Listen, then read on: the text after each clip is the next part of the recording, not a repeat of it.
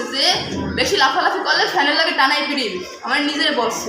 মানে তার প্রথমে বলতে চাই যে তার মতো শিক্ষক আমরা স্কুলের চাই না। সে যদি মনে করেন যতই করুক, মানে ক্ষমা চাক আমাদের কাছে, কিন্তু আমরা তারা চাই না। প্রথম কথা হলো গিয়ে কিছুদিন আগে আমাদের ষান্মাসিক পরীক্ষা করছে।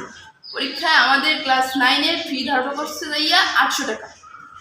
তারপর আমরা নিয়ে কিছু আন্দোলন করছি। তারপর আন্দোলন করার পর আমাদের কিছু শিক্ষক আছে, তারা আমাদের বুঝাইছে এসে। তারপর স্যার আমাদের নিজে বলছে যে সাংবাদিকদের কাছে আমাদের মিথ্যা কথা বলতে হবে, যে এই দাবি সে করে নাই, মানে এটা সে লেখে নাই, কিন্তু ওই যেটা লেখছে ওইটাই তার স্বাক্ষর দেওয়া ছিল যে আদেশ ক্রমে আনোয়ার হোসেন, কিন্তু সে বলছে যে সেটা করে নাই। তারপর আমাদের টিতে নিয়েছে, লাইব্রেরিতে নিয়ে অনেক কথা বলছে, হুমকি। তারপর মনে করেন আমাদের বড় ভাইরা আছে, তারা নিয়ে বলছে, আমরা তখন 9-এর ক্লাসে, তখন আমরা শুনছি কী রাব ব্যবহারগুলো করছে আমাদের সাথে। তারপর তার চরিত্র তো একদম ভালো না। কোনো স্টুডেন্টের মধ্যে গেলে মনে করেন তার নজর অন্যরকম থাকে, আমাদের একদম দূরে দাঁড়ানো লাগে।